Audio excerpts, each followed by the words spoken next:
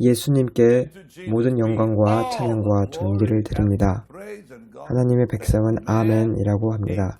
오늘 저는 예수님의 주 예수님의 부활에 관한 강력한 가르침을 준비했습니다. 예수님이 우리의 부활의 첫 열매시고 그것은 우리의 부활도 보장한다는 것을 의미합니다. 주님께 모든 찬양과 영광을 드립니다. 우리를 주님의 가족으로 받아주셔서 감사합니다.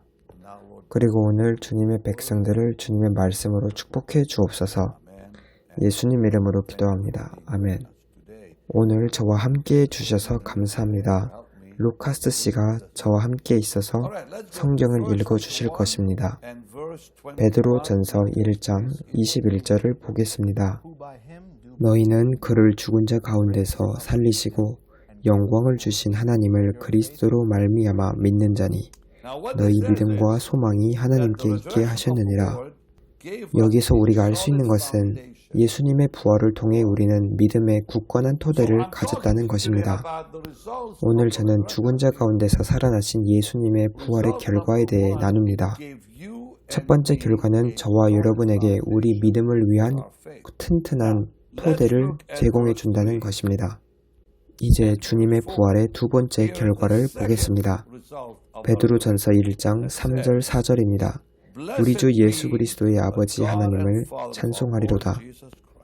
그의 많으신 긍휼대로 예수 그리스도를 죽은 자 가운데서 부활하게 하심으로 말미암아 우리를 거듭나게 하사 산 소망이 있게 하시며 썩지 않고 더럽지 않고 쇠하지 아니하는 유업을 있게 하시나니 곧 너희를 위하여 하늘에 간직하신 것이라. 여기서 이를 통해 우리는 주 예수님의 부활을 통해 산 소망을 갖게 되었습니다. 우리는 썩지 않는 유업을 받게 되었습니다. 예수님의 부활의 결과로 우리는 더럽지 않은 유업을 잊게 되었습니다. 이 유업은 쇠하지 않고 우리를 위해 하늘에 간직하고 있는 것입니다. 제가 말씀드린 것을 생각해 보십시오. 그래서 예수님께서 죽음으로부터 일어나셨을 때 그 일은 믿음을 위해 우리에게 아주 단단한 토대를 주었습니다. 기반을 주었습니다. 왜냐하면 예수님이 죽음에서 부활하심으로 우리는 산 소망을 가지게 되었기 때문입니다. 그리고 우리는 썩지 않고 더럽지 않고 쇠하지 아니하는 또 하늘에 간직되어진 유업을 잊게 되었습니다. 또 주님의 부활에 관하여 로마서 1장 4절은 우리에게 아주 영광스러운 것을 말씀합니다. 로마서 1장 4절 말씀을 대신 읽어주시길 바랍니다. 성결의 영으로는 죽은 자들 가운데서 부활하사 능력으로 하나님의 아들로 선포되셨으니 곧 우리 주 예수 그리스도시니라. 그래서 예수님이 부활하심으로 예수님은 능력으로 자신이 하나님의 아들이라는 것을 선포하셨습니다. 부활이 없이는 예수님 자신이 누구신가에 관한 선언도 없습니다. 예수님께서는 능력으로 하나님의 아들이심이 선언되셨습니다. 성결의 영으로 죽은 자들 가운데서 부활하사 능력으로 하나님의 아들로 선포되셨습니다. 예전에 저의 아들 조슈아가 오래전에 한 질문을 했습니다. 아버지, 왜 예수님만이 천국으로 가는 유일한 길인가요? 그래서 저는 오직 예수님만이 죽음을 이기신 분이라고 부활하신 분이라고 말했습니다. 예수님이 부활하심으로 세상을 구원할 자격을 얻으신 겁니다. 부활이 없으면 우리의 믿음도 없고 주님의 부활이 없으면 그리스도인의 메시지도 죽은 거와 다름없습니다. 부활로 말미암아 우리는 예수님이 전능하신 하나님의 아들이라는 것을 확신하게 되었습니다. 이제 함께 사도행전 17장을 보겠습니다. 사도행전 17장에 아주 놀라운 말씀이 있습니다. 저는 오늘 여러분에게 우리의 놀라우신 주님이신 예수님의 부활의 결과를 말씀드리고 있습니다. 31절 부탁합니다. 사도행전 17장 31절입니다. 이는 정하신 사람으로 하여금 천하를 공의로 심판한 날을 작정하시고 이에 그를 죽은 자 가운데서 다시 살리신 것으로 모든 사람에게 믿을 만한 증거를 주셨음이니라 하니라. 예수님이 부활하심으로 하나님께서는 모든 인류에게 예수님이 의로움으로 전 세계를 심판하실 것이라는 확신을 주셨습니다. 이 말씀은 아주 강력합니다.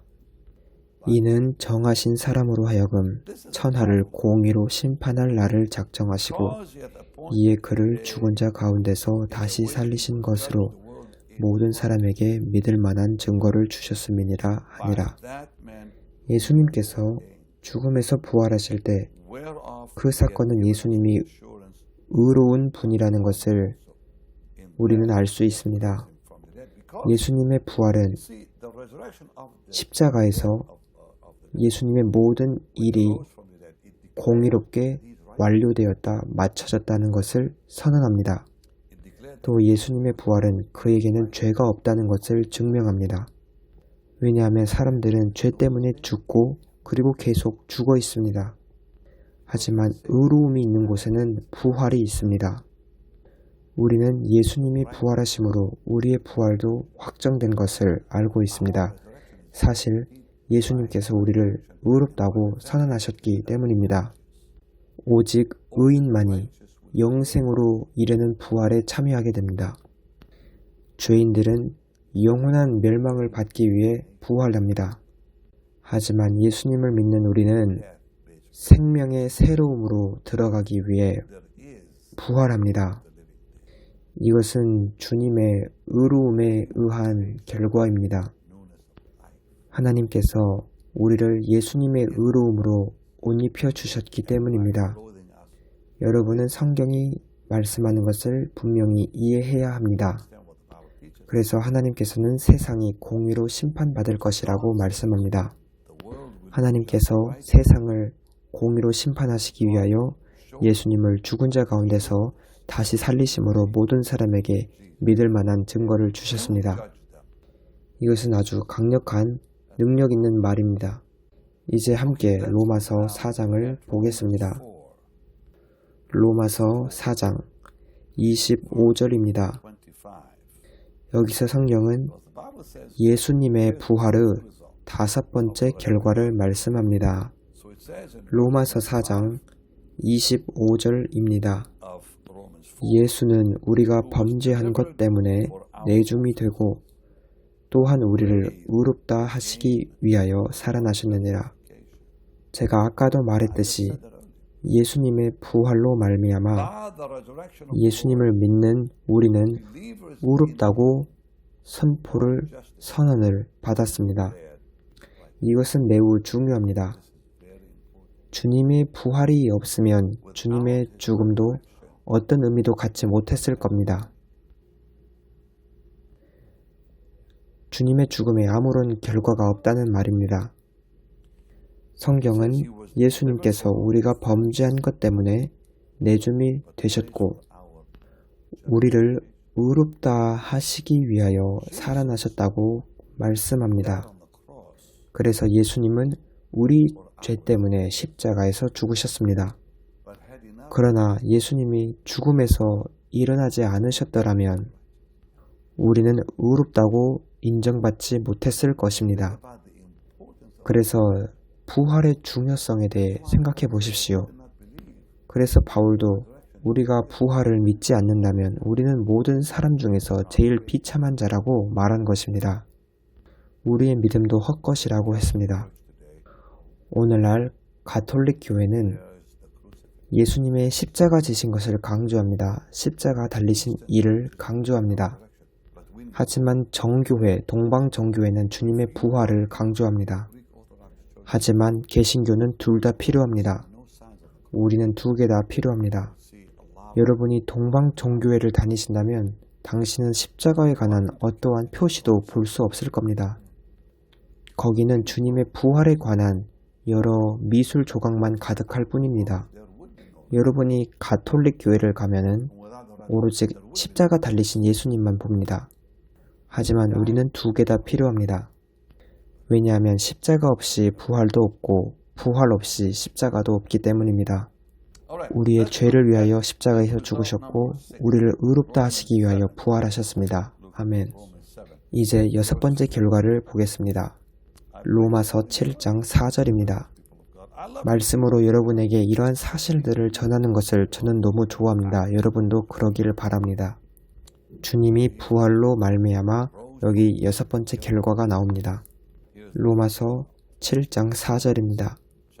그러므로 내 형제들아 너희도 그리스도의 몸으로 말미암아 율법에 대하여 죽임을 당하였으니 이는 다르니 곧 죽은 자 가운데서 살아나신 이에게 가서 우리가 하나님을 위하여 열매를 맺게 하려 함이라.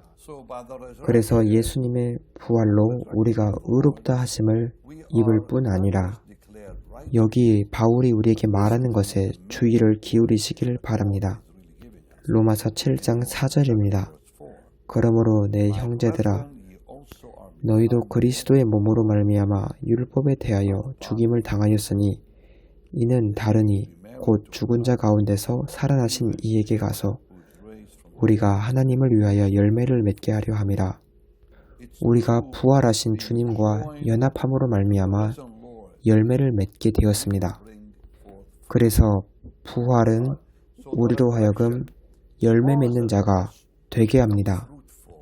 의롭다 여김을 받을 뿐 아니라 주님을 위해 열매 맺는 자가 됩니다. 우리가 하나님을 위하여 열매를 맺게 하려 함이라. 이렇게 분명히 말합니다. 요한복음 15장을 보면 내 안에 거하라.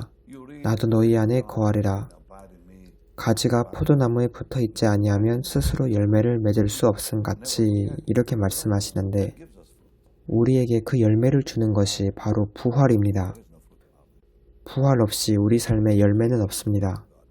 부활이 없으면 우리는 심지어 하나님으로부터 어떤 것도 받을 수 없습니다.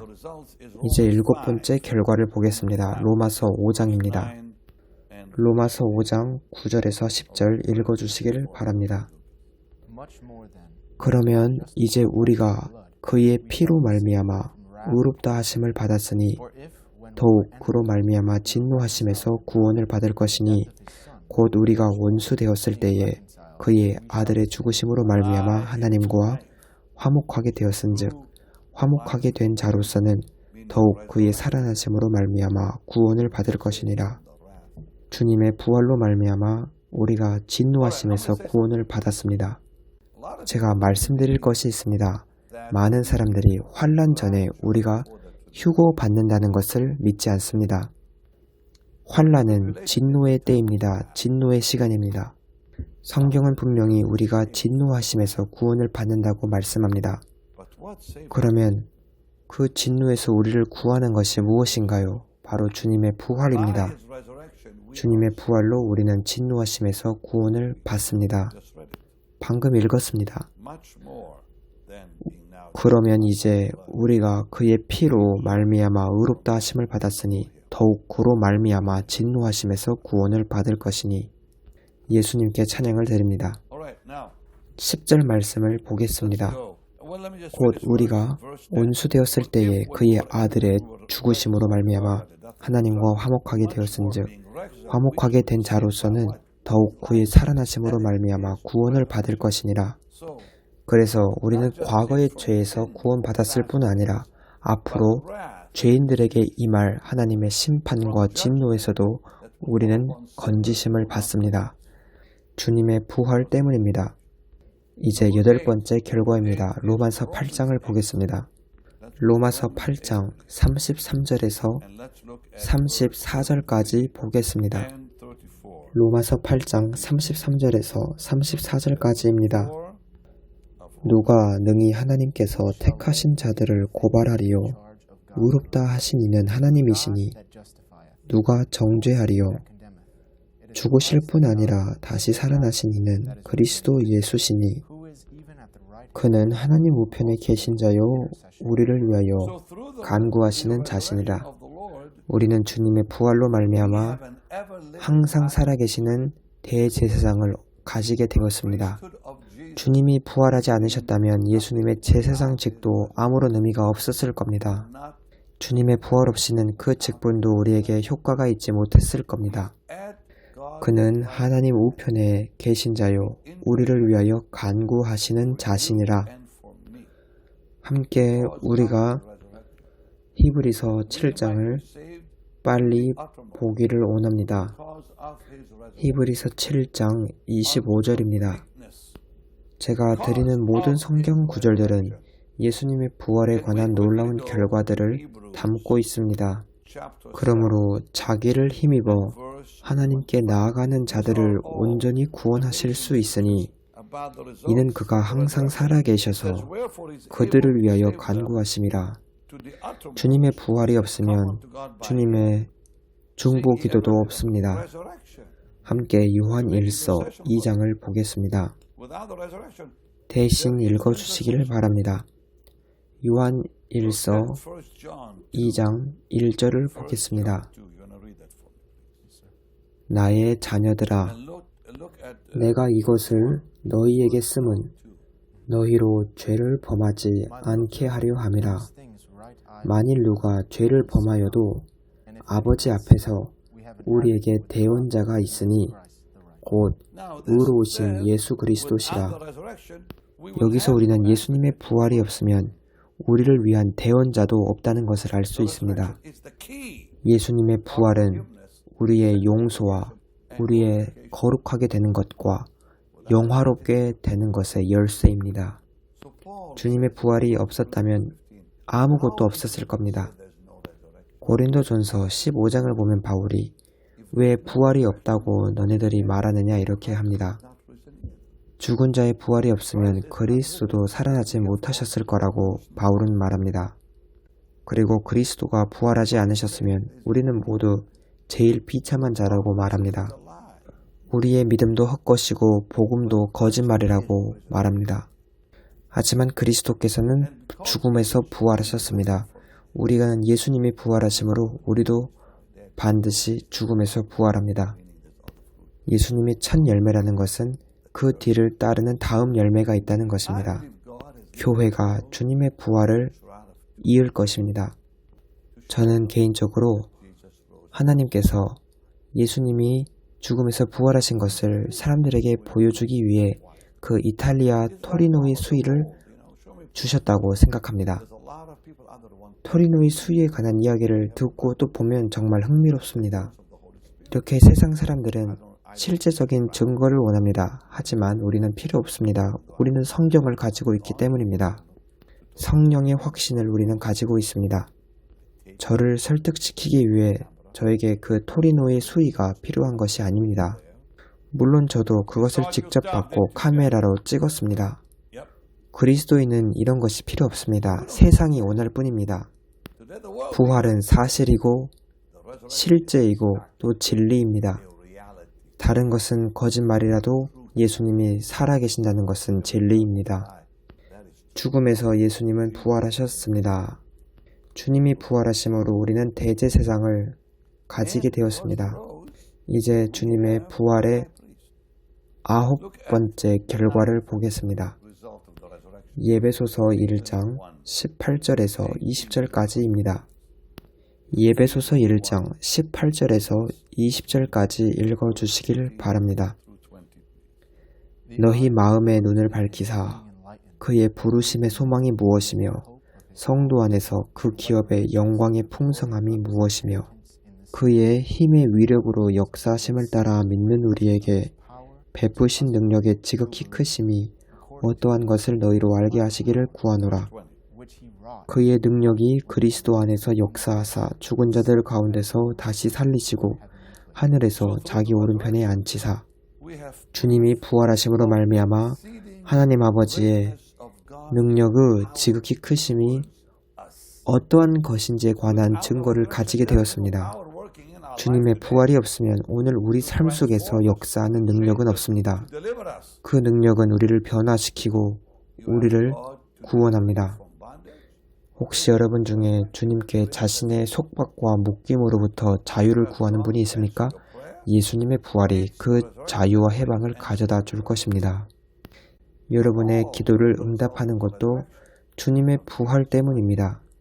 이 모든 것이 다 예수님의 부활의 결과입니다. 주님의 부활의 10번째 결과를 보겠습니다. 데살로니가전서 4장 14절입니다. 그 다음 고린도후서 4장 14절을 보겠습니다. 먼저 데살로니가전서를 보겠습니다. 그 다음 고린도전서 4장 14절을 읽겠습니다. 먼저 데살로니가전서 4장 14절을 읽겠습니다. 우리가 예수께서 죽으셨다가 다시 살아나심을 믿을진대 이와 같이 예수 안에서 자는 자들도 하나님이 그와 함께 데리고 오시리라. 그 다음 고린도후서 4장 14절을 보겠습니다. 주 예수를 다시 살리시니가 예수와 함께 우리도 다시 살리사 너희와 함께 그 앞에 서게 하실 줄을 아노라. 너무 강력합니다. 예수님의 부활이 정말 우리의 부활을 보장합니다. 우리의 몸이 영광스러운 부활을 갖게 된다는 것은 확실하고 보장되어 있습니다. 이것은 예수 그리스도께서 죽은 자에서 부활하셨기 때문입니다. 이제 11번째 결과를 보겠습니다. 사도행전 13장입니다. 사도행전 13장 32절을 보겠습니다. 11번째 결과입니다. 우리도 조상들에게 주신 약속을 너희에게 전파하노니 곧 하나님이 예수를 일으키사 우리 자녀들에게 이 약속을 이루게 하셨다 함이라. 시편 둘째 편에 기록한 바와 같이 너는 내 아들이라 오늘 너를 낳았다 하셨고 주님의 부활은 아브라함, 이삭, 야곱에게 약속된 것을 성취하는 것입니다. 그러면 그들에게 하신 약속이 무엇입니까?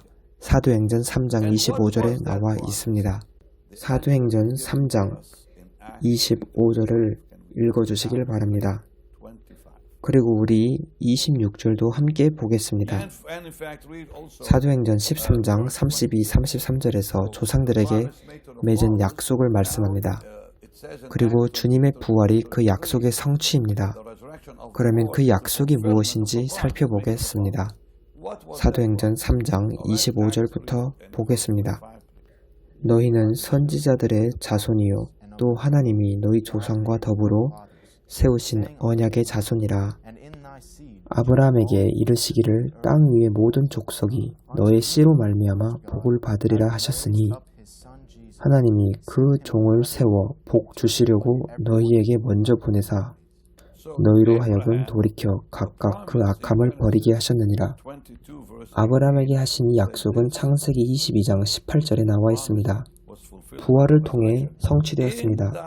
또 내 씨로 말미암아 천하 만민이 복을 받으리니 이는 내가 나의 말을 준행하였음이니라 하셨다 하니라. 이 약속은 부활로 성취되었습니다. 그리고 26장을 보겠습니다. 이삭에게 하신 약속입니다. 4절입니다. 내 자손을 하늘의 별과 같이 번성하게 하며 이 모든 땅을 내 자손에게 주리니 내 자손으로 말미암아 천하 만민이 복을 받으리라. 이 약속은 부활의 성취로 발생했습니다. 그리고 갈라디아서 3장 16절을 보겠습니다. 이 약속들은 아브라함과 그 자손에게 말씀하신 것인데 여럿을 가리켜 그 자손들이라 하지 아니하시고 오직 한 사람을 가리켜 내 자손이라 하셨으니 곧 그리스도라. 이제 12번째 결과 에베소서 1장 17절에서 23절입니다. 부활로 말미암은 12번째 결과 에베소서 1장 17절에서 23절까지입니다. 읽어주시길 바랍니다. 우리 주 예수 그리스도의 하나님, 영광의 아버지께서 지혜와 계시의 영을 너희에게 주사 하나님을 알게 하시고 주님의 부활이 없었으면 이 모든 것은 우리에게 이루어질 수 없었습니다. 18절을 보면 너희 마음의 눈을 밝히사 그의 부르심의 소망이 무엇이며 성도 안에서 그 기업의 영광의 풍성함이 무엇이며 이 모든 것이 다 예수님의 부활의 결과로 우리에게 주어질 수 있는 것입니다. 그의 힘의 위력으로 역사하심을 따라 믿는 우리에게 베푸신 능력의 지극히 크심이 어떠한 것을 너희로 알게 하시기를 구하노라. 그의 능력이 그리스도 안에서 역사하사 죽은 자들 가운데서 다시 살리시고 하늘에서 자기 오른편에 앉히사. 주님의 부활에 의한 결과입니다. 이제 마지막 9절을 보십시다. 모든 통치와 권세와 능력과 주권과 이 세상뿐 아니라 온 세상에서 일컫는 모든 이름 위에 뛰어나게 하시고 또 만물을 그의 발 아래에 복종하게 하시고 그를 만물 위에 교회의 머리로 삼으셨느니라. 부활의 결과입니다. 교회는 그의 몸이니 만물 안에서 만물을 충만하게 하시는 이의 충만함이니라. 주님의 부활하심으로 예수님은 모든 능력을 가지시게 됐습니다. 저는 오늘 여러분께 예수님 부활의 12가지 결과를 말씀드렸습니다. 여러분이 주님의 그 부활에 참여하게 될 날이 올 것입니다. 믿음 안에서 굳건하게 머물러 있으십시오. 주 안에서와 그 힘의 능력으로 강건하여 지세요. 우리는 이 반역하는 우리의 육체와 싸우고 있습니다. 우리는 모든 힘으로 육체를 복종시켜야 합니다. 우리 안에서 역사하는 그 능력을 의지해서 우리는 육체를 매일 복종시켜야 합니다. 저는 저의 옛 성품을 매우 미워합니다. 저의 육체의 정욕을 매우 미워합니다. 바울이 말한 것처럼 오호라 나는 곤고한 자루다. 누가 이 사망의 몸에서 나를 건져내랴. 하지만 예수님께서 십자가에서 죽으시고 부활하심으로 말미암아 언젠가 우리도 이 몸에서 완전히 자유하게 되는 날이 있습니다. 우리는 아주 새로운 몸을 받게 될 것입니다. 그 새로운 몸 속에는 부패한 본성이 없습니다. 우리는 세상을 미워합니다. 우리는 세상에 있는 그 죄를 미워합니다. 정말 죄를 미워합니다. 여러분의 구원을 증명하는 것이 있습니다. 여러분이 세상을 미워하고 세상 안에 있는 죄를 미워하고 그리고 여러분 자신의 죄를 미워한다는 것이 바로 증거입니다. 이것은 여러분 속에 예수님의 생명이 있다는 것을 의미합니다. 주님 성도들을 축복하시고 이들을 준비시켜 주시고 또 세워 주옵소서. 주님 안에서 강하게 하시고 말씀이 그들 속에 강하게 서게 하시고 그들이 말씀 속에 강하게 서게 하소서. 주님께 모든 영광과 존귀와 위엄과 찬양을 드립니다. 예수님의 이름으로 기도합니다. 아멘. 이제 주님의 일에 드릴 시간입니다. 주님께 드리는 거 없이 받는 것도 없고 드리지 않으면 사는 것도 없습니다. 씨앗을 심지 않으면 거두는 것도 없습니다. 전능하신 하나님은 우리에게 약속하셨습니다. 우리가 드릴 때 거두고 또 드릴 때 받는다는 것입니다. 제가 상점에 가서 어떤 것을 산다면 저는 저의 돈과 그 물품을 교환하는 것입니다. 하지만 그것이 옷이든 음식이든 다 떨어지면 저는 다시 가서 사야 합니다. 하지만 제가 하나님께 돈을 드리면 그 돈은 씨앗으로 변합니다. 주님은 씨앗을 받으시고 그 손에서 씨앗을 번성하게 하십니다. 그리고 그것을 우리에게 돌려주십니다.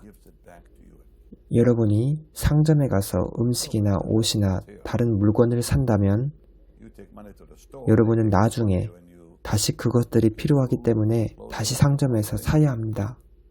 하지만 우리가 섬기는 하나님은 얼마나 강력하십니까?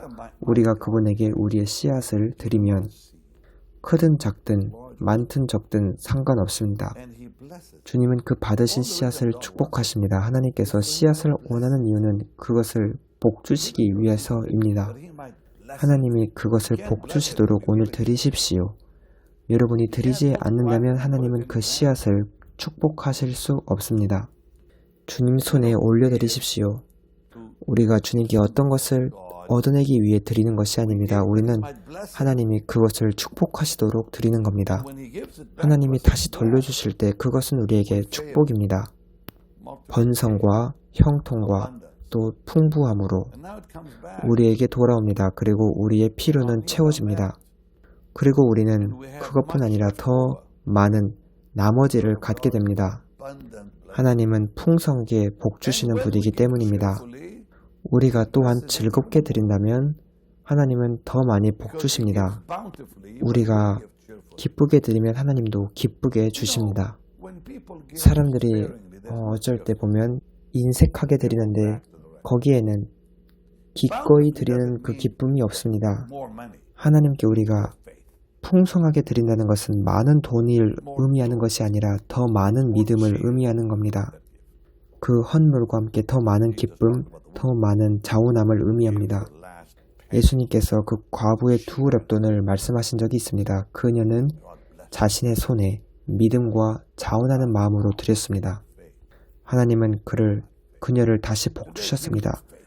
이것은 양에 관해 말씀하는 것이 아니라 믿음에 관해 말씀한 것입니다. 믿음으로 드리시고 하나님이 무슨 일을 행하실지 지켜보세요. 우리는 받기 위해서 드리는 것이 아닙니다. 물론 하나님이 주십니다. 하지만 드리는 이유는 하나님께서 우리의 씨앗을 만지시도록 하기 위해서입니다. 하나님께서 나에게 드려라. 그러면 내가 그것을 너를 위해 복주고 그 복된 것을 너에게 돌려주겠노라. 이렇게 말씀합니다. 하나님의 복이 없으면 그 돈은 죽는 것과 마찬가지입니다. 구멍 뚫린 전대에 돈을 계속 채워넣는 것과 같습니다. 왜 계속 구멍난 주머니에 돈을 넣다가 잃어버리십니까? 말라기서의 말씀을 잘 아실 것이라 믿습니다. 우리가 하나님께 드릴 때 하나님은 그것을 보호하십니다. 그리고 복 주시기 위해 다시 돌려주십니다. 주님께 드리시고 주님의 일을 이제 지켜보십시오.